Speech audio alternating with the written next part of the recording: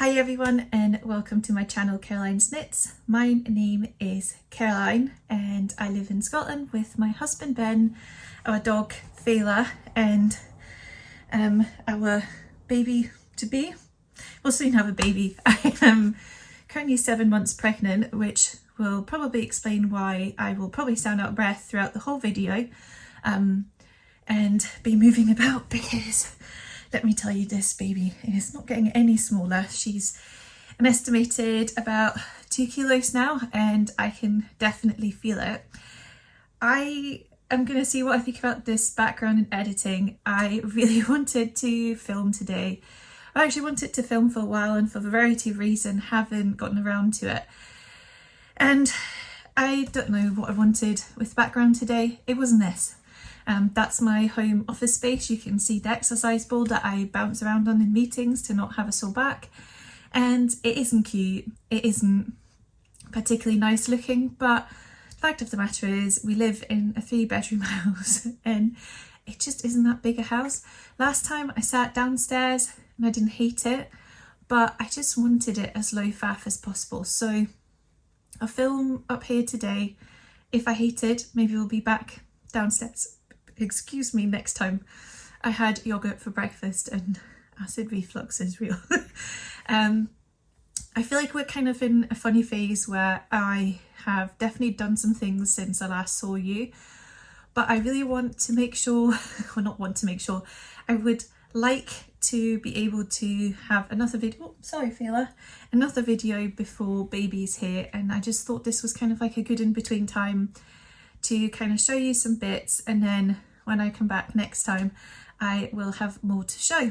I'm gonna waffle a lot more at the end, but I'm hoping that like my notes will keep me on the straight and narrow for the rest. So let's talk about what I've finished since last time, which actually isn't all that much. You might have seen last time I finished the Eva cardigan and I had a few balls of Maxi VIP left and I decided to make a little cardigan. So here it is. This is the olive Raglan cardigan from the Sandnes booklet. I think it's Start 2108. I'll link it down below. I've linked it quite a few times. It has loads of like great basic patterns like this. So I essentially made this with the pure intention of using every single scrap. And I knew I'd be cutting it close because it asked for 2 balls in a smaller size and I had just under 2. So I knew I would just about have enough, but yes, I think it is very, very cute. It's quite an easy, you can see it has raglan, you do garter stitch, you do some weird, you basically knit garter on like the 2 outer stitches, so you knit the bottom band as you go. And then you have it here at the bottom.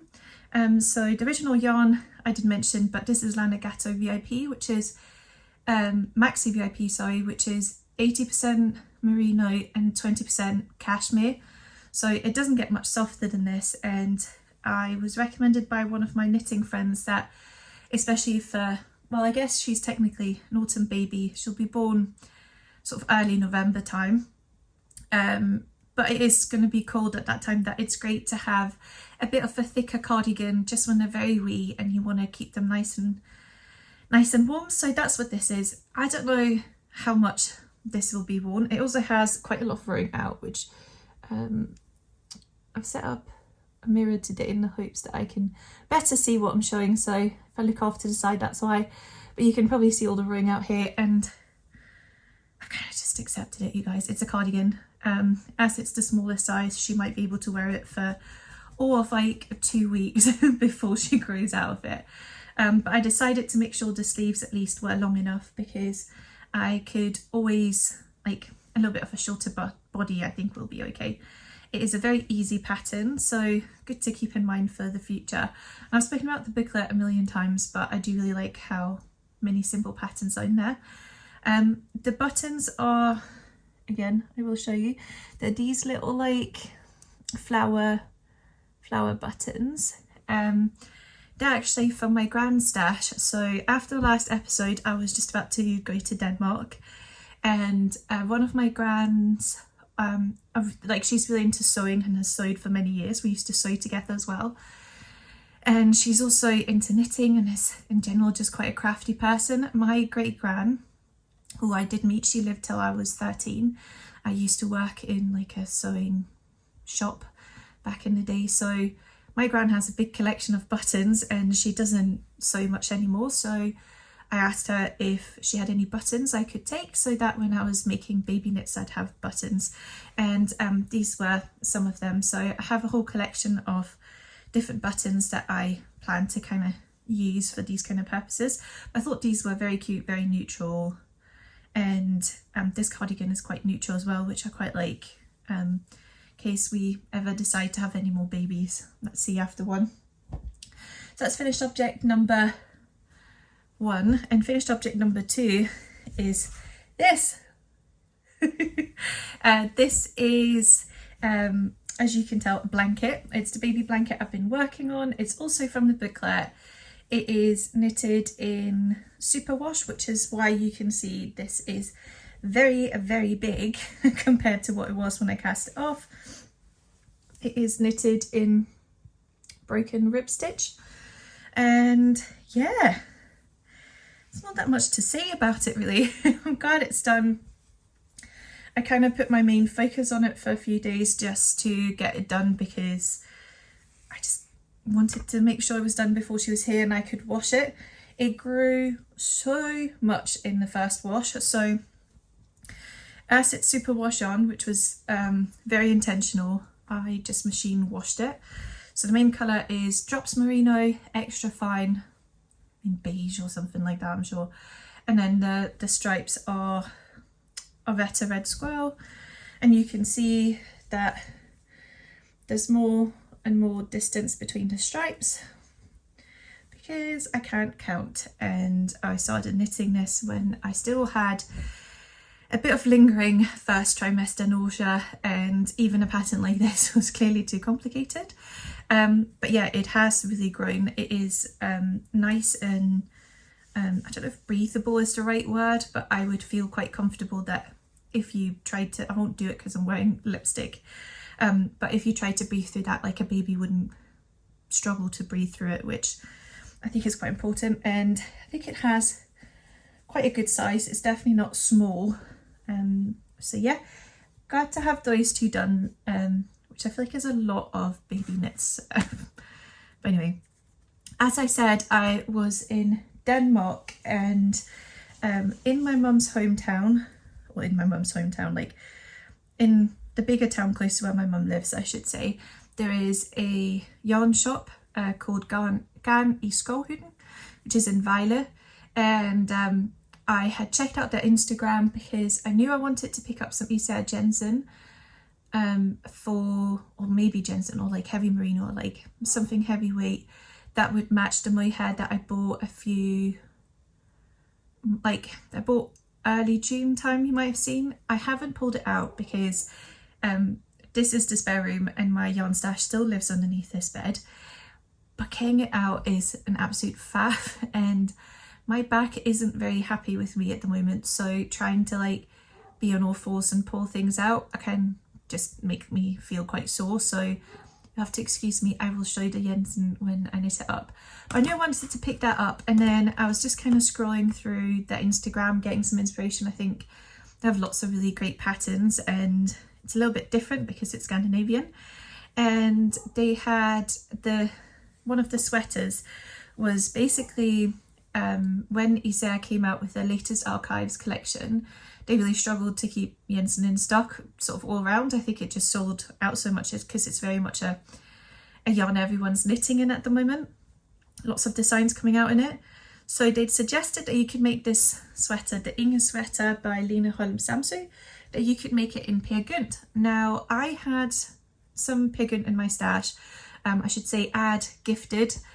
Obviously it was a terrible gift because Simona gifted from Knit gifted me the base colour, this like natural white, back when she started stocking Sandnes, and I got that, like she started doing that while I was still living where we used to live before we bought this house, and we've lived here over 3 years. So just to say that yes, it was gifted, but I don't really think Lena got good return on her investment in sending me Birkin at the time, because I didn't make very good adverts for it when she first started stocking it. So I know Simona doesn't care about that stuff. Like if she wanted to send stuff to people to get good ads, it's definitely not me she should be sending it to. But anyway, the thing is that it's an incredibly yellow, I'll just pull out a fresh one. Like it's a very, very, very sort of focus. It's a very, very yellow white. I didn't love it. When it arrived, I was like, this is too buttery yellow. I think because I have like quite like yellow colouring. So I have a warmer undertone, which you wouldn't think because I'm, you know, as pale as Casper the Ghost, but I do actually have quite a warm undertone, which is a big problem with makeup because most makeup in the very light tones tends to feel quite pink, and I'm not very pink. And then obviously, especially at the moment, since last time, I think I'm slightly blonder than I was. I think I had my hair done in between, so you might notice I'm incredibly blonde just now. When it was freshly toned, it was very Targaryen stark white. It's a little bit warmer again, but I just felt like just this colour on me was just blending in too much with my colouring, like not enough contrast. But then I saw this sweater, the Inge sweater, and I was like, you know what, this is the perfect like colour work. It kind of has that like modern Scandi feel, I think, but also a bit traditional, and I quite like that. I think it's quite a nice contrast. In the original, she uses Jensen in 4S, and I know that because I bought 4S. I think it's 4S at least. It's this like cool toned beige. And then, I'm sorry if you can hear the neighbour dog barking, by the way. Feela's asleep behind me, it's not her. And then she has the like a dark navy as the main like, the main bit of this colour work is, and then the second contrast colour is a red, and I just thought it'd be fun to switch around. So when I went to the shop, I was like, this is my opportunity to pick colours that will match the natural white but actually do it in real life instead of taking a guess and ordering online. So that's what I did. So I bought the red and the navy in this shop in Denmark. Well, actually I think my mum bought it for me as a belated birthday present. I'll put the colours down below because this is just in case you want to find them, but this I think is poppy red. I think it's a Petiteknit colour actually, I'm not quite sure.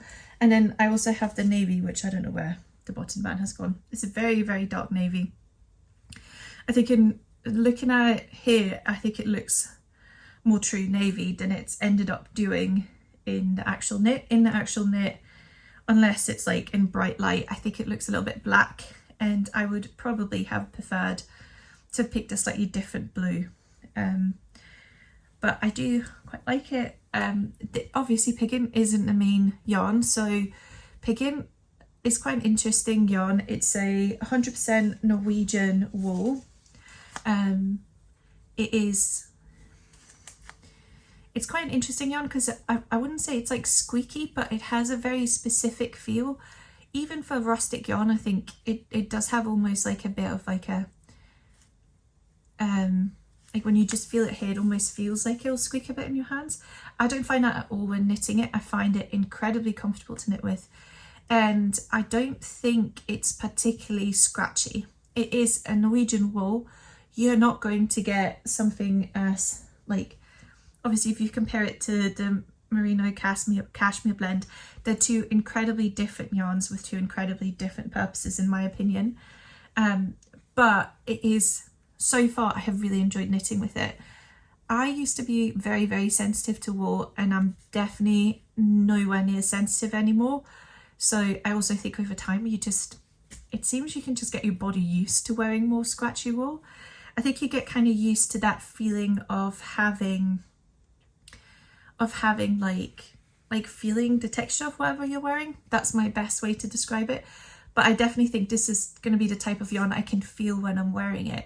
But I've grown to quite enjoy this. If you are like if you find knitting for olive heavy merino scratchy, or you know you're really sensitive, I don't think this yarn is for you, but if you're kind of in between, I actually think it could be. And I don't think it's that expensive. I think Knit sells it for £4.50, and in the Danish shop it was 39 kroner for a ball, which I think is quite a decent price. The only thing to note with Piggin is that it runs 50 grams runs 91 meters, I think. Yeah, about 91 meters. But it knits up at a gauge. It says 22 stitches on here, and it should be knit on 3.5 to 4 millimeter needles. The thing I would say is that it sounds like it should be a slightly thicker yarn. Like for me, 22 stitches is within sort of DK weight gauge, but actually that is a DK weight gauge, but it's with the like length of it, like the yardage, you would kind of expect more of a worsted kind of weight. Like I would have thought you were more into like 18 stitches per 10 centimeters, but you're not. So just be aware that if you substitute this with Jensen, or like if you're using Piggin and substituting in a lot of patterns where you're using DK, because of that shorter yardage, you almost always need an extra ball of Piggin. I think it's worth it so far. I am very excited to see what it feels like washed and blocked, but so far this gets like, yeah, I love it. When I was in the shop, I took some time to pick the colours, and I picked these two obviously, and I was really unlucky on that day. She just didn't have like that extra ball of red that I needed to like make sure I fit the yardage in, like that's suggested in the pattern. And I just said to her at the time, I was like, that's fine, like I can probably get away with not having that extra ball. And it does seem to me that I will have quite a lot of yarn left over compared to what the original pattern kind of said. So for example, for the blue navy colour, I bought 3 balls, and this is ball number 2, and you can tell I've almost not used it. And if I follow the pattern, like the pattern itself, this is going to be my last repeat, which as you can tell, like I basically have around and a half to go. So I'm going to have almost 2 balls left of the navy Piggin, which for using up yarn isn't that great. And for the red, I actually felt like I was running out of yarn quite quickly on the body. So I decided to knit the sleeves, and for the sleeves I should have had an extra repeat of the red and an extra repeat of the navy before I did the ribbing. But what I did instead is I just knitted a few extra rounds of just stockinette stitch, which kind of match how it starts up here at the collar if you look. There's also a bit of stockinette up here, and then I basically added 2 or 3 centimeters to the ribbing on the sleeves, which I don't think anyone's gonna notice when like they look at it that it's it has a longer ribbing. I will say Piggin like loves feelers hair. Like there's so much feeler in this jumper everywhere. She's shedding at the moment. She's also kicking me in the back because she's asleep and having puppy dreams. And the funny thing is, like, I almost always have, like, I guess my final point, because I can't really say much of the fit yet, but with substituting yarns, obviously I did do a gauge swatch and I met gauge. I didn't check Roy gauge. I had planned to do it before filming this podcast episode, but haven't. But I should be fairly on gauge essentially, especially because, for example, for the sleeve it says how long the sleeve should be, and I, like, when I finished the pattern repeat, I was off by like 10 centimeters of where she said you should be before you start the ribbing. But when I tried it on, and keep in mind I have quite long arms, like quite a frequent adjustment that I make to any pattern is extra sleeve length and extra body length. And I was like, I don't need that much more length. Like if I knitted the extra 10 centimeters and ripping on top, it would have been to my fingertips. So I'm really glad I tried it on, because sometimes I just knit what the pattern says. Like I'm not always that keen on like readjusting things, because I realized I only needed about 10 centimeters when I'd finished a blue repeat, or maybe it was the red repeat, but essentially I was like, I can make up 10 centimeters really easily without actually adjusting the pattern a lot. And it kind of brings me to, this is obviously a beautiful colourwork sweater. I think I would say that like Lene Holm Samsøe makes beautiful designs, but I've knitted, like I've finished 2 garments before from her patterns, and it is the 2 patterns I've been asked the most about, especially the Chunky Dahlia. I don't think this pattern is beginner friendly. I don't think any of her patterns are beginner friendly. I think they all very much rely on certain things being left unsaid and certain things not. And I think if you're the type of person who needs to be told what to do line by line and aren't able to stray from a pattern and kind of take decisions on when things don't work, this pattern is not for you. It's not that easy, I think, and there are just there are things that if I had been a tester I would have commented on and said, I don't really understand why you haven't mentioned this. It's also just things like, she doesn't have like a guide for how to make a gauge swatch in the colour work. Like she doesn't have like a chart for that. When you start to knit the body in around as a whole, she doesn't even say continuing pattern basically.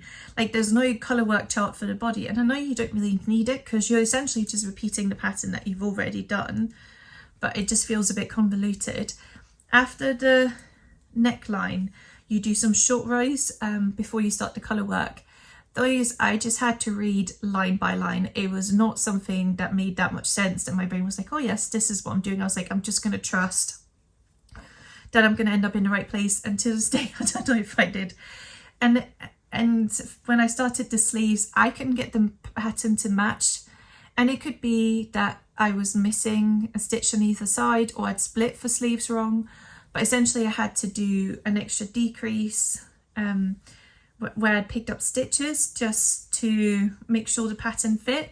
But if you were a new beginner, you might be more tempted to be like, oh well, I have to follow the chart, and then you would end up with the pattern not matching. And so for example, for the sleeves, I didn't even really read the chart because I was like, well, it's more important that the pattern actually fits than I follow the chart. So I just did the decreases when she said to, but the rest is kind of freestyled. And it also means that potentially where you can see the join is, it's not going to show you that, is it? But anyway, where the sort of beginning of round is, I don't know how neatly that's done because I obviously didn't follow the original pattern, and it might have looked nicer had I done that. So I guess what I'm trying to say is like, don't look at the colour work itself is not what makes this pattern difficult, it's all the other bits. I am also intrigued to see how this washes and blocks, because to me this looks like an incredibly deep raglan. Like I don't know if you can tell, like that is a deep raglan. I decided to knit this in the bigger size, so I'm knitting it in a 2XL. Being pregnant, my bust circumference, hi baby, my bust circumference is much bigger than it probably will be in time.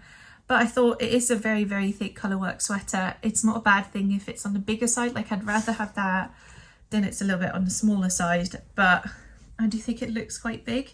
And when I look at pictures on Instagram, I'm not too convinced of this neckline with the rolled hem, the like very long ribbing, and then I feel like there's a lot of stitches. So I think quite quickly you could end up with something that's kind of sagged like this. So I'm intrigued to see what it will be like when washed and blocked.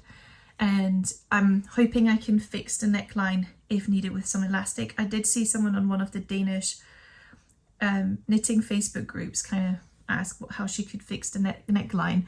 And again, on the hashtag, I think you can quite clearly see that the fit isn't perfect.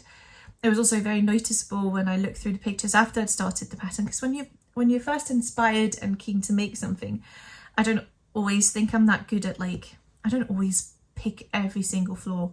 But I do think some of the sleeves look very long on people, so hopefully it's a good thing that I didn't lengthen the sleeve. When I asked my knitting friends, they don't think it will grow that much sideways. If anything, it'll probably grow lengthways. So we'll see what happens when it's washed and blocked. And I'm hoping that actually it will be washed and blocked quite soon. so I can show you the fit next time. But I wanted to speak about the pattern now, because whenever I share anything of this sweater, people do love it, and I completely understand why, because it's a very, very like effective but easy colour work, and despite it being all over colour work, which I was quite nervous about, that actually is fine. I haven't found it that time consuming. I am not the best at memorising a pattern, so if I can memorise a pattern, it's usually pretty easy. And I thought this would be something that would take me months and months and months, and it totally hasn't. There was a few weeks where I was kind of lying in wait, but I think I managed to do like the yoke in less of a week. And as you can tell, the yoke is quite big, and that's really when you have to pay proper attention to make sure the raglan kind of matches up. So all in all, like, it's not the colour work.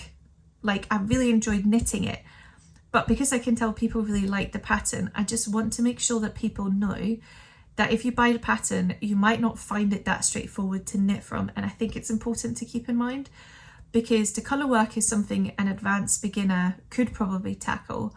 But I think a lot of the other aspects in this pattern isn't something an advanced beginner could tackle. I'd actually recommend that you fairly experienced knitting from patterns, but maybe just not that great with colour work. That's how I would describe myself.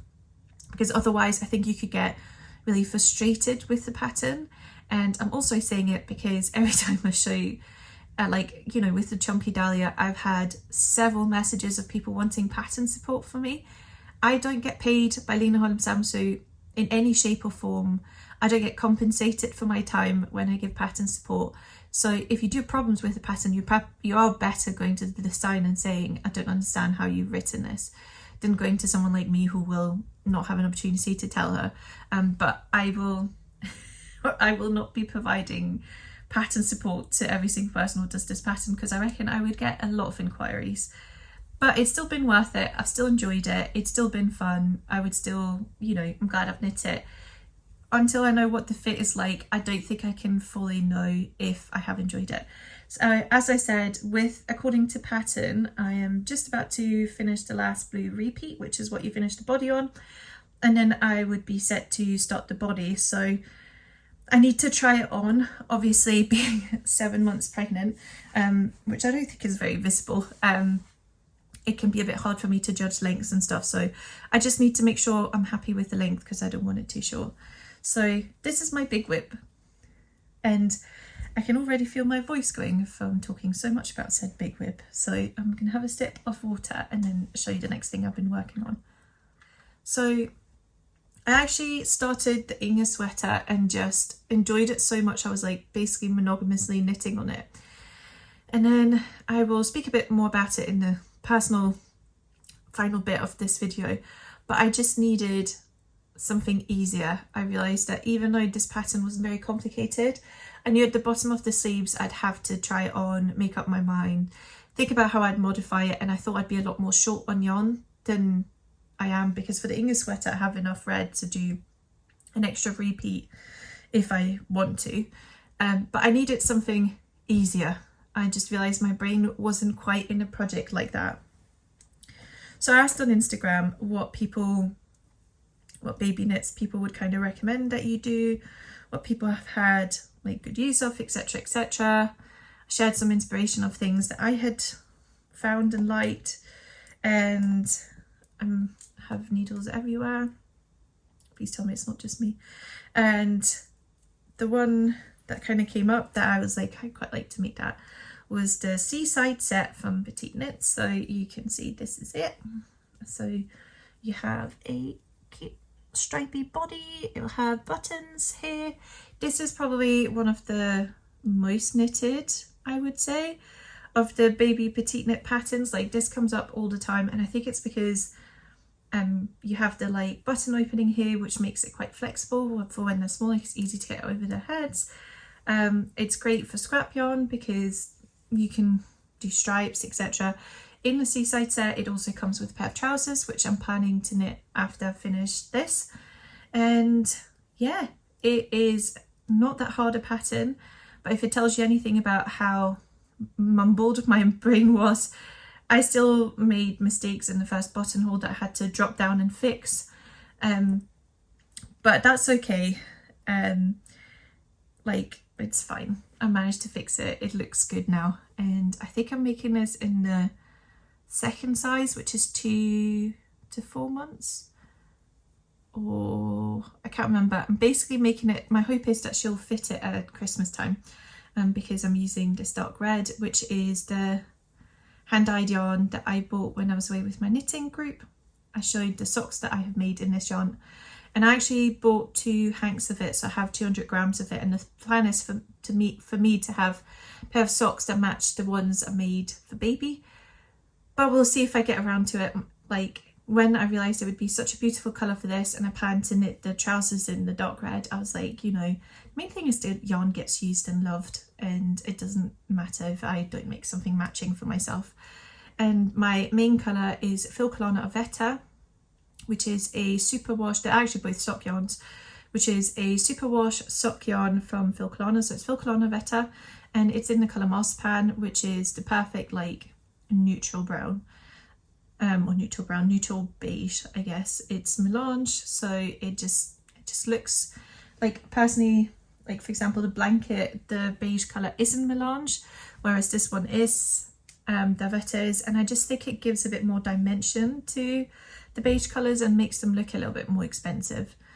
So I'm almost finished with this, but actually all of a sudden I got the motivation to finish Inge, and then I was like, you know what, I'm going to finish Inge first. And then I can finish this, which is almost done. For knit night last weekend, I did pick out buttons for it, so I need to, there's somewhere in here. I will spare you watching me dig them out, but they are living in this bag. So I need to sew the buttons on.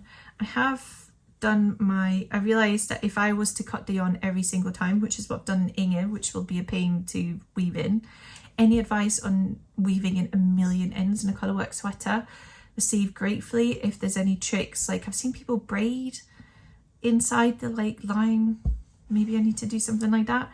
But for this I have carried it, so hopefully you can see that, but I've carried it.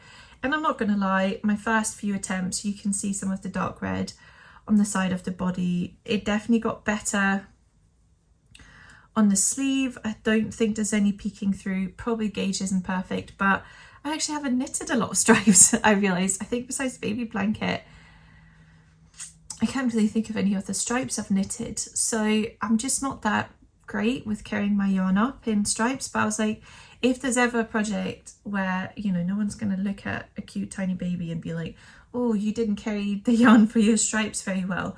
So I've just kind of rolled with it, accepted that my first few attempts weren't perfect, and yeah, that's okay with me. So that's what I've done, because I didn't want to weave in ends for every single of these stripes, especially because there aren't, like, the rows between them aren't that long. Like, it's not, you know, if it was like really thick stripes, then I feel like it would make more sense, because carrying it would just be more faff than just weaving in an end. Because I do find it a faff. I actually haven't enjoyed knitting stripes very much. Like, it does give that like, oh, just one more row kind of feeling, but every single time you get to the start of a row you kind of have to twist things when you're carrying the yarn. I do find that a bit of a faff. So I know lots of people really love knitting stripes, so I'm probably a bit of an outlier, but I haven't loved it that much.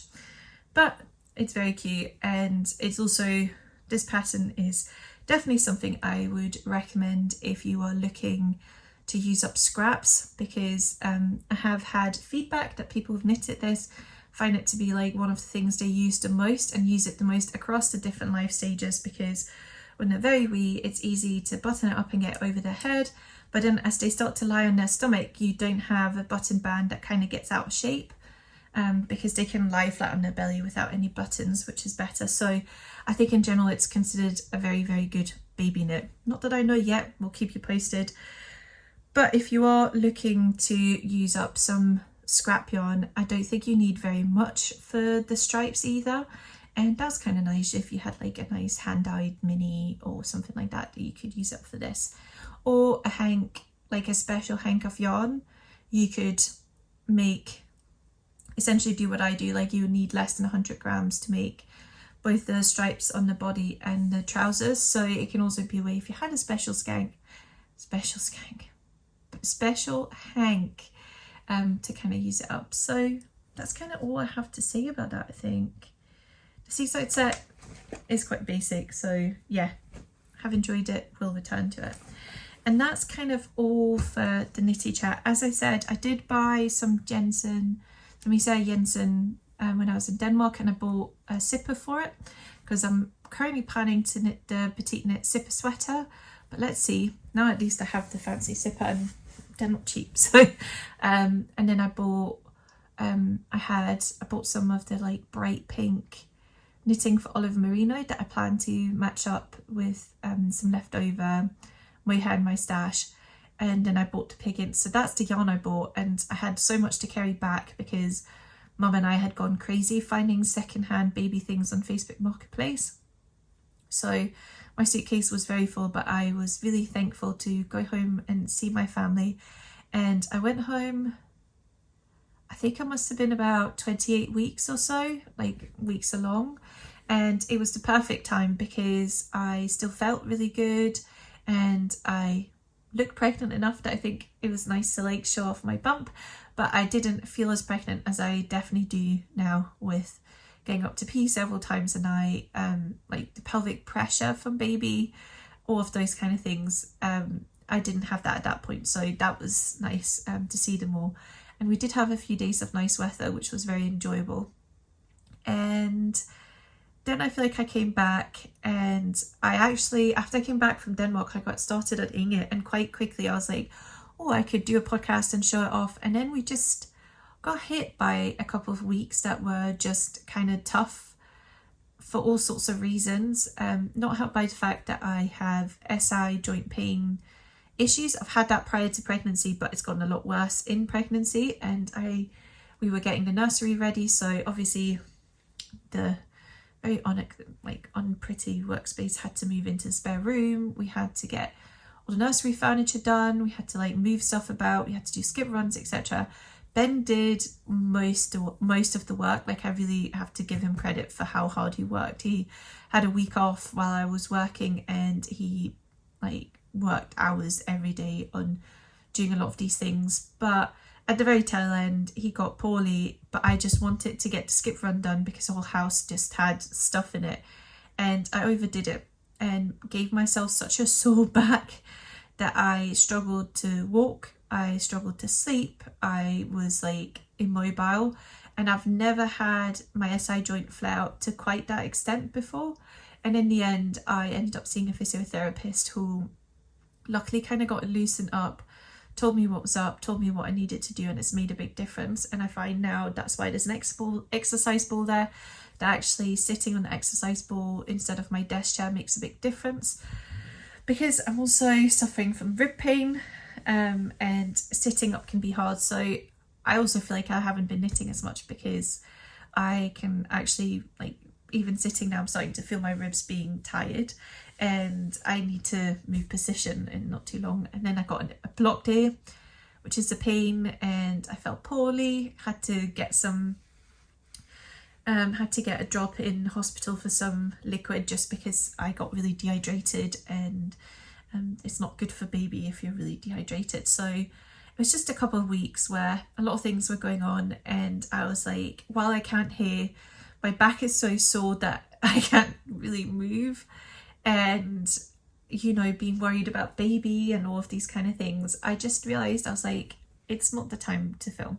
And now everything's better, baby's happy, my SI joint is still tender, but I'm much better at pacing myself. Essentially, the physiotherapist told me off not resting enough, which is undoubtedly true. And I got my ear cleaned and I can hear again, which is amazing because it was just one thing after another. So all of those things have definitely helped, and I now feel back to knitting. And I think that's why I could focus back on Inge and I haven't finished the Seaside sweater because that's what I knitted on while I was really struggling. But now that I'm not, I suddenly didn't feel the need to knit something that simple. I'm also starting, I'm going to take the cardigan off, it's roasting in here. So yeah, that's one of the reasons why things have been a bit tough. And then I wanted to talk about something that I'll probably be glad I've left at the end just for the hardcore viewers of this podcast, because everyone else will have left. But something I think in all of this that kind of surprised me is that I actually thought when I fell pregnant that I would be sharing a lot more about pregnancy. I think I always kind of knew I probably wouldn't, I don't plan to share that much about motherhood. I think Ben and I are quite in agreement that that's kind of like, you know, because it's about another human, that it's like she can't really consent to what we share, and we'll probably keep that kind of private. But I thought, like, in the past, you know, I've been on YouTube for almost 4 years now, and when I first started coming here, I definitely felt depressed. Like, knitting was something that carried me through lockdown, carried me through a lot of really difficult times when I got really depressed and wasn't doing that well. And I always spoke very openly about it because I found that sometimes speaking about vulnerable and like taboo subjects, something that actually should make you feel vulnerable, almost empowers you to not feel very vulnerable on social media. And I think for me, as much as I at times felt not embarrassed, but like I felt like I wasn't trying hard enough to get better, I know that I tried as much as I could. And it was really nice to be open about it because I could also tell lots of people could resonate with those feelings. And so I feel like in my different life stages, I have spoken openly a lot about a lot of very vulnerable subjects, like lots of subjects where I feel like other people wouldn't necessarily want to talk about them, or subjects that, you know, people can feel very alone in, and it's brought me a lot of joy to do that. And so when I fell pregnant, I think before I fell pregnant, I had an expectation that I would feel the same way about pregnancy, and actually I haven't whatsoever. And it's funny because all of these other subjects, whether that's like body image, mental health, like when we got my lovely dog, who's also a menace, like as much as sharing those struggles made me feel empowered and not vulnerable, quite the contrary, suddenly it kind of meant that other people's opinions mattered less. I found with pregnancy, I have actually not felt like I wanted to be very vulnerable about it. And I think it's because with all of these other things, I had a certain base level of resilience to people's opinions about it. And I have to be honest and say, for pregnancy and motherhood, it's probably hormones, but I just don't have it. I feel much more private about it, and it's just not something I've felt as comfortable putting out in the open. And it has just really surprised me because I'm very much like, at least to me, I'm well aware that when I put things on social media, like these videos or stories on Instagram or share posts of things I've knitted, that I open myself up to people having opinions about me. Some people's opinions are going to be really lovely and sweet. They're going to be like, oh, I really like what Karoline makes. I always feeling inspired by what she shares. I like that she chopped off all her hair, whatever. But there'll also be people out there who have negative opinions. There might be people watching this right now who thinks, you know, who basically hate watch me or follow me just to be like, oh, I'm so glad that my bum isn't as big as Karoline, or I always think she picks really weird colours, I'm glad I have a much better choice in colours, or I don't know, whatever you think. And as long, you know, if people have negative opinions about me, if I don't know about them, I don't really care. Like, if you hate watch me and it makes you feel better and you keep it to yourself, then good for you. I hope it gives you something. But with the opinions, I also think sometimes advice kind of comes, because people will also have opinions about how you live your life, the choices you make, how you do things. And in the past, I've had unsolicited advice. It comes naturally with the territory of sharing things. It's why I'm very conscious of asking for advice explicitly, because then it's not unsolicited. You are actually asking for advice and opinions. But sometimes there's just things where you're like, I didn't need that. I didn't want that advice. And I think with previous topics, whether that's weight loss, or I think I mentioned something about having really long cycles at one point before we knew how hard it would be to conceive. And like, I had quite a lot of people tell me their personal stories, which I'm not quite sure that's kind of the direction I wanted it to take. But at the time I could just say, oh, well, like, clearly that was important to that person. Maybe not something I really needed, but it's okay. And I realized very early on with pregnancy that I just do not have the same ability to just brush it off my shoulder. And it's just really surprised me how little resilience I have. And I guess this is just a plea to anyone to sort of think about, is the person saying I want advice or opinions, or are they not? Because if they're not, chances are they might not want to hear it as much as you feel like you want to pass it on. And I know I've been guilty of it in the past. And I've done it where I've given my advice or my opinion and someone probably actually didn't want it. And for example, in the last video, you can see it because it's a public comment, I didn't remove it. I spoke about putting the bonnet on Fela's head and someone was like, you should wash that. And I was like, well, the dog lives in the house. Like, if a bonnet touching the dog is like, that's not going to be where the big exposure to my very sheddy dog is going to be. And something like that I can definitely brush off. But I did have, I shared a picture of the nursery and someone had made some comments about the nursery, had sent me a message. And I have absolutely zero doubt that that person didn't mean any harm. Quite the contrary, they felt like they were probably doing me a favour by telling me this. But as I read the message, I just realised that I had a really physical reaction, like it made me quite upset.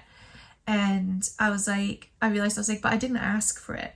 And prior to literally just having the picture as a background for question box on Instagram, I would probably have said, oh, in the next video, if people are interested, I'll show you around the nursery because maybe you're noisy and would find that interesting. And I've just realised that, for example, I don't have the resilience to show you the nursery and then have, you know, again, I don't care if your opinion is that the nursery is hideous or that my baby's hard done by because the nursery is small, or, you know, like negative opinions about it. If you kept it to yourself, I wouldn't really care. But I could tell that the idea that I could show something off and people giving me lots of advice on something I don't actually want advice on, I just don't have the resilience for it at the moment. And I think I'm bringing it up because in some ways it feels a bit disingenuous from me, because I've always been so open to have something in life where I'm like, I'm probably not going to be as open as I was in the past. And I don't know yet what I'll feel like when baby's here. Maybe I'll feel like I have more to share. I also wonder if I'm feeling a lot less resilient because with a lot of these other topics, I could share stuff on social media, but it wasn't like someone was going to see me down in my local supermarket and be like, well, this woman is depressed, I better go tell her my opinion. Whereas like when you're pregnant, people tell you all sorts of stories. Like when you first fall pregnant, you hear people's horrible pregnancy stories, which is not helpful at all. And then as it progresses, it tends to be like, you know, people who miscarried. It moves into people's horrible birth stories, horrible newborn stories, and you get lots and lots of comments on your body. So for example, I have a bump, obviously I have a baby in my belly, but I carry smaller than I think some people do, and I don't know why, but it's definitely something I feel self-conscious about because people will be like, oh, I can't believe you are 7 months pregnant, you don't look it. And I think it's meant as a compliment, but it kind of invalidates my feelings sometimes because I'm like, well, I am very much pregnant and I do carry around a 2 kilo baby, which is heavy, even if I don't look like she is 2 kilos. And I don't know if it's because I get so much of that in real life that then having it online, it's just two fronts and it's too much, or if it's just because of hormones or what it is. But I thought I'd bring it up because it's a hard topic to talk about. I know, you know, there are places on the internet where people speak very frankly about their opinions about people and they're not always that positive. Like I know I've seen stuff on Reddit both in the English sphere and in the Danish sphere, so I don't think it's a cultural thing or a language thing, but like some of the things that are said about people can be really, really hurtful. And I think that's why a lot of people, it's kind of like a topic that can be hard to speak about publicly. But I wanted to bring it up also because I don't know what the future will hold yet. I'm obviously hoping when baby's here that I can still share some things, I can still share some baby knits, but maybe the sort of personal side will be a little bit less. So yeah, that's kind of my thoughts on it, and I'd be interested to hear certain opinions, but please keep in mind of what I've just said. I am probably more vulnerable and more likely to get upset than I would have been about a year ago. But I still think it's important to mention because yeah, I just thought things would be really different than they are. And that's it for episode 34. Can't believe it's episode 34. And I hope to be back relatively soon with a finished Inge, with some new cast-ons, a shorter, non-rambly episode. But I'd like to thank you so much for watching, for coming back, and for following along, and I will see you soon. Bye.